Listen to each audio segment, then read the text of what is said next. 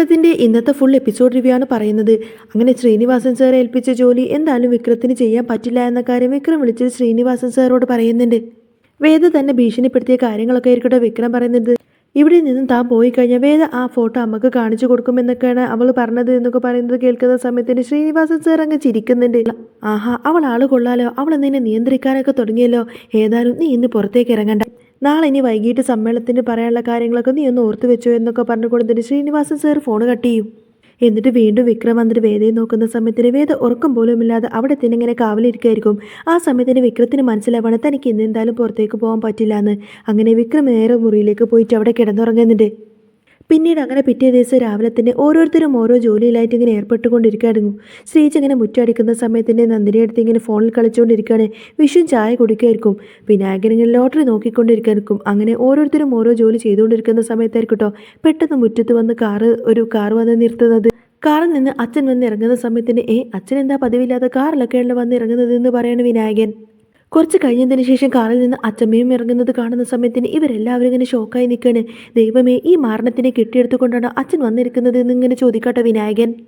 എന്നാൽ വേദക്ക് അച്ഛമ്മയെ കാണുന്ന സമയത്തിന് ഭയങ്കര അങ്ങ് ഇഷ്ടമായിരുന്നു. വേദ ഭയങ്കര സന്തോഷത്തിൽ ഇങ്ങനെ ചിരിക്കുമായിരിക്കും. ആ സമയത്തിന് മാഷിനോടായിട്ട് അച്ഛമ്മ ചോദിക്കുന്നുണ്ട്, എടാ നീ എന്താ ഇങ്ങനെ അങ്ങോട്ടും ഇങ്ങോട്ടൊക്കെ നോക്കി നിൽക്കുന്നത്? നീ പോയിട്ട് എൻ്റെ പെട്ടി എടുക്കട, ആകെ 2 പെട്ടിയല്ലേ ഉള്ളൂ എന്നൊക്കെ ചോദിക്കേണ്ട മാഷിനോട്. അങ്ങനെ അച്ഛൻ പെട്ടിയെടുക്കാൻ പോകുന്ന സമയത്തിന് അച്ഛമ്മ അങ്ങനെ കാറിൻ്റെ ഡ്രൈവറോട് പറയുന്നുണ്ട്, എടാ ഒന്ന് പോയിട്ട് സഹായിക്കടോ എന്നൊക്കെ പറയും. എന്നാൽ അമ്മയ്ക്കൊരു ചെറിയൊരു യൂട്യൂബ് ചാനൽ ഉണ്ടാകും, അമ്മിനീസ് കിച്ചൺ എന്നായിരിക്കും. എന്നിട്ട് അതിൽ വ്ളോഗിലായിട്ട് ഇങ്ങനെ പറയുന്നുണ്ട്, അതെ ഇന്ന് മുതൽ ഞാൻ വേറൊരു രീതിയിലുള്ള കണ്ടന്റാണ് ഇടാൻ പോകുന്നത് എന്നിങ്ങനെ പ്രേക്ഷകരോട് പറയും. ഇനി മുതൽ മകൻ്റെ വീട്ടിലെ വിശേഷങ്ങളായിരിക്കും അമ്മിനീസ് കിച്ചണിൽ ഞാൻ അപ്ലോഡ് ചെയ്യാൻ പോകുന്നത്. അതിൻ്റെ കൂട്ടത്തിൽ തന്നെ ചില പാചകങ്ങളും ഉണ്ടായിരിക്കും എന്നൊക്കെ തന്നെ പറയും. അങ്ങനെ വണ്ടിക്ക് പൈസയൊക്കെ കൊടുത്തതിന് ശേഷം ടാക്സിക്കാരൻ അവിടെ നിന്നങ്ങ് പോയതിന് ശേഷം ആയിരിക്കും കമലമ്മ വന്നിട്ട് മുത്തശ്ശിയെ കാണുന്നത്. ആ അമ്മ വന്നോ എന്നൊക്കെ ചോദിച്ച് ഭയങ്കര സന്തോഷത്തിൽ കമലമ്മ ഓടി വന്നിട്ട് അച്ഛമ്മ ഇങ്ങനെ കെട്ടിപ്പിടിക്കും. ഏതായാലും മോളെ കണ്ടിട്ട് കുറച്ച് നാളായില്ലേ, വാ നമുക്ക് സെൽഫി എടുക്കാമെന്നൊക്കെ പറഞ്ഞ് അച്ഛമ്മ ഇങ്ങനെ കമലമ്മയും കൂട്ടിയിട്ടൊരു സെൽഫിയൊക്കെ എടുക്കുകയാണ്. എന്നാൽ കമലമ്മ നേരെ നിൽക്കുന്ന സമയത്തിന് അച്ഛമ്മ പറഞ്ഞു കൊടുക്കുന്നുണ്ട്, അതെ ഇത് പാസ്പോർട്ട് സൈസ് ഫോട്ടോ ഒന്നുമില്ല, ഞാൻ സെൽഫിയാണ് എടുക്കുന്നത്, ഇത് ചുണ്ടൊക്കെ ഇങ്ങനെ കൂർപ്പിച്ച് പിടിക്കണമെന്നൊക്കെ പറഞ്ഞ് അച്ഛമ്മ ഇങ്ങനെ കാണിച്ചു കൊടുക്കും. അപ്പോഴേക്കും കമലമ്മ അതേപോലെ അങ്ങനെ നിന്ന് കൊടുക്കുന്ന സമയത്തിന് മുത്തശ്ശി സെൽഫി എടുക്കുന്നുണ്ട്. അങ്ങനെ അച്ഛമ്മ അകത്തേക്ക് വരുന്ന സമയത്തിന് വിഷുവിനെ കാണുന്ന സമയത്തിന് ചോദിക്കുന്നുണ്ട്, ആഹാ വിഷു നീ ഇവിടെ തന്നെയുണ്ടോ? നീ പഴയതുപോലെ തന്നെ ഒരു പണി ചെയ്യാതെ ഇവിടെ ചൊറിയും കുത്തി ഇരിക്കുകയാണല്ലേ? ഒരു പണിക്കും പോകാതെ വെറുതെ ഇരുന്ന് തിന്നുന്ന നാണമില്ലാത്തവൻ എന്നിങ്ങനെ മുത്തശ്ശി പറയുന്ന സമയത്തിന് വിഷുവിന് യാതൊരു കൂസലുമില്ലാതെ ഇളിച്ചുകൊണ്ട് ഇങ്ങനെ നിൽക്കുമായിരിക്കും. എന്നാൽ ഇത് കേൾക്കുന്ന സമയത്തിന് ശ്രീജ ആകെ സങ്കടപ്പെട്ടിങ്ങനെ തല താഴ്ത്തി നിൽക്കുമായിരിക്കും. എന്നിട്ട് മുത്തശ്ശി ചോദിക്കുന്നുണ്ട്, എടാ വിനായക നീയോ എന്ന് ചോദിക്കുന്ന സമയത്തിന് വിനായകൻ പറഞ്ഞിട്ട്, അയ്യോ അച്ഛമ്മേ എനിക്ക് പിടിപ്പത് പണിയുണ്ട്, അച്ഛമ്മയെ കണ്ടതുകൊണ്ട് മാത്രമാണ് ഞാനിപ്പോൾ ഇവിടെ നിന്നത്, അല്ലെങ്കിൽ ഞാൻ ഇപ്പം തന്നെ പോയേനെ എന്നൊക്കെ പറയും. എന്നിട്ട് മോളെ ശ്രീജി എന്നൊക്കെ പറഞ്ഞ് ശ്രീജിയോട് ഇങ്ങനെ സംസാരിക്കുന്ന സമയത്തിന് നന്ദിനി ദേഷ്യപ്പെട്ട് നിൽക്കുമായിരിക്കും. നന്ദിനിയോട് ചോദിക്കുന്നത്, എന്താ നന്ദിനി നീ ഒന്നും മിണ്ടാതെ നിൽക്കുന്നത്? ഏതായാലും നമ്മളെല്ലാ പെണ്ണുങ്ങളും കൂടി നിന്നിട്ട് സെൽഫി എടുക്കാമെന്നൊക്കെ പറഞ്ഞ് മുത്തശ്ശി ഇങ്ങനെ സെൽഫി എടുക്കാൻ വിളിക്കുന്ന സമയത്തിന് കമലമ്മ വേദയെ വിളിക്കുന്നുണ്ട്. വാ മോളെ എന്ന് വിളിക്കുന്ന സമയത്തിന് വേദ വേണ്ട എന്ന് പറയും. എന്നാൽ വേദയെ പെട്ടെന്ന് അവിടെ കാണുന്ന സമയത്തിന് അച്ഛമ്മ ചോദിക്കുന്നുണ്ട്, അല്ല ഏതാ പെൺകുട്ടി, ഏതാ മറ്റൊരു സ്ത്രീ എന്നൊക്കെ ഇങ്ങനെ ചോദിക്കും.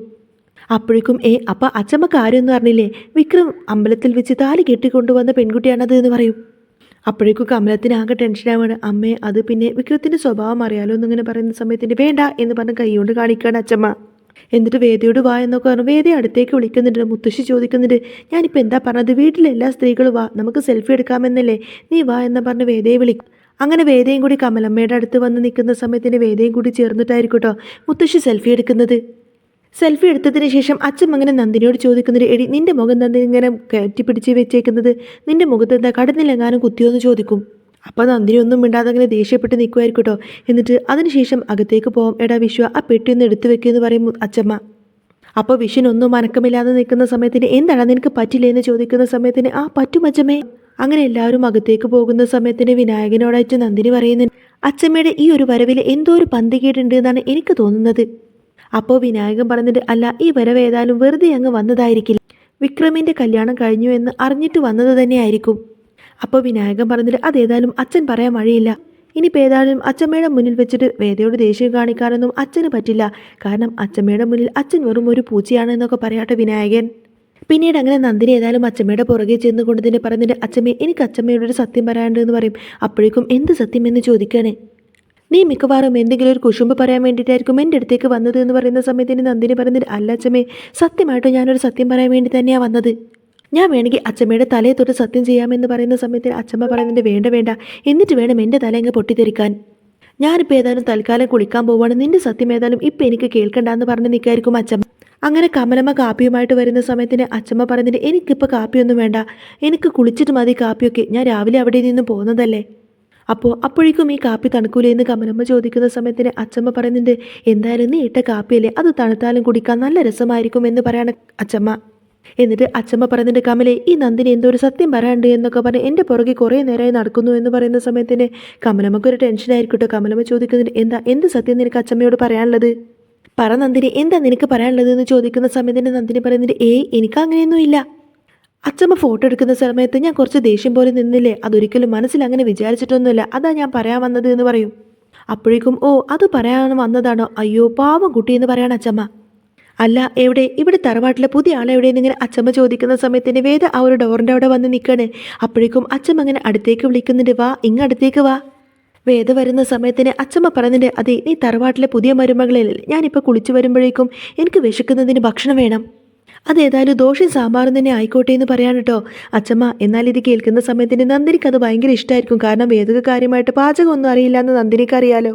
എന്നിട്ട് നന്ദിനി ഇങ്ങനെ പറഞ്ഞിട്ട് അച്ചമ്മേ ഇവളുണ്ടാക്കുന്ന പാചകമൊക്കെ അടിപൊളിയാണ്, ഇവൾ പണ്ടുണ്ടാക്കിയ പുലാവിൻ്റെ കാര്യം പറയാനേ ഇല്ല എന്നിങ്ങനെ നന്ദിനി പറയുന്ന സമയത്തിന് അച്ചമ്മ ചോദിക്കുന്നുണ്ട് ആണോ, എന്നാൽ പിന്നെ എനിക്ക് വേഗം പോയിട്ട് ദോശയും സാമ്പാറും ഉണ്ടാക്കി വെക്കുകയെന്ന് പറയും.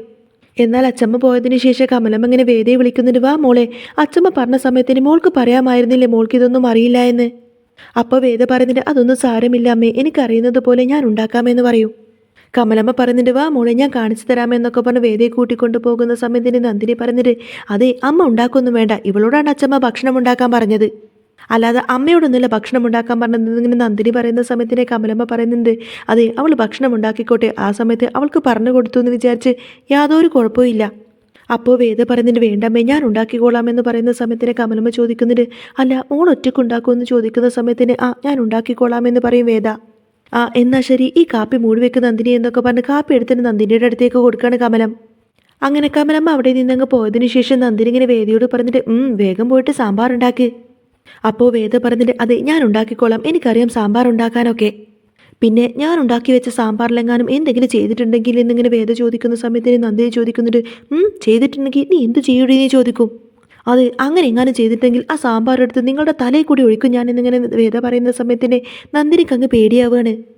ഇതേ സമയത്ത് അച്ഛമ്മ ഏതായാലും കുളിയൊക്കെ കഴിഞ്ഞ് ഇങ്ങനെ വരുന്ന സമയത്തിന് മാഷിനെ കാണും. മാഷിനോട് ചോദിക്കുന്നത് നീ എന്താ എന്നെ കൊണ്ടുവന്നാക്കിയിട്ട് നേരെ പറമ്പിലേക്കാണ് പോയതെന്ന് ചോദിക്കും. അപ്പോൾ അതേന്ന് പറയാട്ടോ മാഷ്, പറമ്പിലേക്ക് പോയിട്ട് 2-3 ദിവസമായില്ലേ അമ്മേ, 3 മൂട് കപ്പ വന്നിട്ടുണ്ടെങ്കിൽ അത് പെരിച്ചാഴി അങ്ങ് അകത്താക്കി, പെരിച്ചാഴി അങ്ങ് മാന്തി പറിച്ച് കൊണ്ടുപോയി എന്നൊക്കെ പറയും. അപ്പോൾ അച്ചമ്മ ചോദിക്കുന്നുണ്ട് നിനക്ക് അകത്തും പെരിച്ചായി പുറത്തും പെരിച്ചായി അല്ലേ, നീ അകത്തുണ്ടാക്കുന്ന സാധനങ്ങളൊക്കെ തിന്നി തീർക്കാൻ വേണ്ടിയിട്ട് നീ പുറത്ത് പെരിച്ചാഴികൾ, ആ സാധനങ്ങളൊക്കെ അകത്തേക്ക് കൊണ്ടുപോയി തീർക്കാൻ മറ്റു പെരിച്ചാഴികൾ എന്നൊക്കെ പറയും. വിഷുൻ അവിടെ ഇരിക്കുന്ന സമയത്തിന് വിഷുവിനെ നോക്കിക്കൊണ്ടായിരിക്കട്ടെ അച്ചമ്മ ഇങ്ങനെയൊക്കെ സംസാരിക്കുന്നത്. എന്നിട്ട് ശ്രീജി അവിടെ നിൽക്കുന്ന സമയത്തിന് അച്ചമ്മ പറഞ്ഞതിൻ്റെ മോളെ ശ്രീജി ഇനി ഈ വീട്ടിലുള്ള പണികളൊക്കെ ആണുങ്ങളെ കൊണ്ടുകൂടി ചെയ്യിപ്പിക്കണം, പുറത്തേക്ക് പണിക്ക് പോവാത്ത ആണുങ്ങളെ കൊണ്ട് അകത്തെ ജോലി കൂടി ചെയ്യിപ്പിക്കണം, നാളെ മുതൽ പറമ്പ് നനയ്ക്കാൻ വേണ്ടിയിട്ട് വിഷുവിനെ പറഞ്ഞയക്കണം, അത് ഇനി മുതൽ നിന്റെ ജോലിയാണെന്നൊക്കെ പറയട്ടെ ശ്രീജയോട്. അപ്പോൾ മാഷ് ചോദിക്കുന്നതിന് എന്തിനാമ്മേ ആ പണിയും കൂടി വിഷുവിനെ കൊണ്ട് ചെയ്യിപ്പിച്ചിട്ട് ആ പാവം പെണ്ണിനെ കൊണ്ട് ആ ജോലിയും കൂടി ഇവൻ ചെയ്യിപ്പിക്കുമെന്നൊക്കെ പറയും. അവൻ ഇനി ഒന്നും ചെയ്തിട്ടില്ലെങ്കിലും കുഴപ്പമില്ല, അവനവൻ്റെ ബ്രഷും പേസ്റ്റും കഴിക്കാനുള്ള വകയെങ്കിലും കണ്ടെത്തിയാൽ മതിയായിരുന്നു എന്നൊക്കെ പറയട്ടെ മാഷ് അവിടെ നിന്നങ്ങ് പോയതിനു ശേഷം അച്ഛമ്മ നേരെ വിഷുവിൻ്റെ അടുത്തേക്ക് വന്ന് പറയുന്നുണ്ട് അതെ നിൻ്റെ അച്ഛൻ ഇങ്ങനെയൊക്കെ പറഞ്ഞു പോവുകയുള്ളൂ, പക്ഷേ ഈ അച്ഛമ്മ അതൊക്കെ നിന്നെ കൊണ്ട് ചെയ്യിപ്പിക്കും, അതെ നിന്നെ ഞാൻ അങ്ങ് വൈറലാക്കുമെന്ന് പറയുന്ന സമയത്തിന് വൈറലോ എന്ന് ചോദിക്കും. അപ്പോൾ അച്ഛമ്മ പറയുന്നത് എൻ്റെ അമ്മിണീസ് കിച്ചണിൽ നിൻ്റെ ഒരു ദിവസത്തെ ആക്ടിവിറ്റീസ് ഞാൻ അങ്ങ് അപ്ലോഡ് ചെയ്യും, രാവിലെ മുതൽ വൈകുന്നേരം വരെ നീ ഇങ്ങനെ നിർത്താതിരുന്ന് തിന്നിരിക്കല്ലേ, ആ ആക്ടിവിറ്റീസൊക്കെ ഇട്ട് കഴിഞ്ഞാൽ നീ അങ്ങ് വൈറലാവുമെന്ന് പറയട്ടെ മുത്തശ്ശി. അപ്പോഴേക്കും അച്ഛമ്മയെന്നങ്ങ് വിളിക്കാട്ടോ വിശ്വൻ. ആ സമയത്തിന് അച്ഛമ്മ പറയുന്നുണ്ട് അങ്ങനെയൊക്കെ ഞാൻ ചെയ്യും, അങ്ങനെ ഞാൻ ചെയ്യാതിരിക്കണമെങ്കിൽ ഞാൻ പറയുന്നത് അതുപോലെ നീ അങ്ങ് അനുസരിക്കണം, നാളെ തുടങ്ങിയിട്ട് നീ പറമ്പ് മുഴുവൻ നനക്കണം, അത് നിൻ്റെ ജോലിയാണ്. ഇവരിങ്ങനെ സംസാരിച്ചുകൊണ്ട് നിൽക്കുന്ന സമയത്തായിരിക്കും വിക്രം അങ്ങോട്ടേക്ക് വരുന്നത്. വിക്രം വരുന്ന സമയത്തിന് അച്ഛമ്മ പറയുന്നുണ്ട് മോളെ ശ്രീജി ഞാൻ പറഞ്ഞതൊക്കെ നീ കേട്ടില്ലേ, ഇവനെ കൊണ്ട് നീ ഏതായാലും നാളെ മുതൽ പറമ്പ് നനപ്പിക്കണം, ഇവൻ നനക്കട്ടെ പറമ്പ് എന്നൊക്കെ പറയും. വിക്രം ഇങ്ങനെ അങ്ങോട്ടേക്ക് വരുന്ന സമയത്തായിരിക്കും അച്ഛമ്മയെ കാണുന്നത്. വിക്രം വേഗം വന്നിട്ട് ഹെൽമെറ്റ് കൂരിക്കൊണ്ട് അച്ഛമ്മയെ എന്നൊക്കെ വിളിച്ചുകൊണ്ട് അച്ഛമ്മയുടെ അടുത്തേക്ക് ഓടിപ്പോയിട്ട് അച്ഛമ്മ ഇങ്ങനെ എടുത്തിട്ടിട്ട് വട്ടം കറക്കിക്കൊണ്ടിരിക്കുകയാണ്. അച്ഛമ്മേ ഇതെന്താ അച്ഛമ്മ യാതൊരു മുന്നറിയിപ്പും ഇല്ലാതെ വന്നത്, അച്ഛമ്മ ഇത് എപ്പോഴാണ് വന്നത് എന്നൊക്കെ ചോദിക്കും. അപ്പോൾ അച്ചമ്മ പറഞ്ഞിട്ട് എടാ ഞാൻ കുറച്ച് നേരമായി ഇങ്ങോട്ടേക്ക് വന്നിട്ട് അതേ നീ ഇവിടെ ഒപ്പിച്ച് വെച്ചിട്ടുള്ള വികൃതി തരങ്ങളൊക്കെ ഞാൻ അറിഞ്ഞു.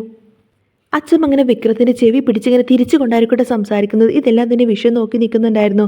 അച്ചമ്മ പറഞ്ഞിട്ട് എടാ നിൻ്റെ വികൃതി തരങ്ങളൊക്കെ ഞാൻ അറിഞ്ഞു. എടാ നീ എന്തൊക്കെയാടാ ഇവിടെ കാണിച്ചു വെച്ചേക്കുന്നത് എന്നൊക്കെ പറഞ്ഞുകൊണ്ട് തന്നെ അച്ചമ്മ വിക്രത്തിൻ്റെ ചെവി പിടിച്ച് തിരുമ്മിക്കൊണ്ട് തന്നെ ചെവിയും പിടിച്ച് വലിച്ചിങ്ങനെ അകത്തേക്ക് കൊണ്ടുവരികയാണ്.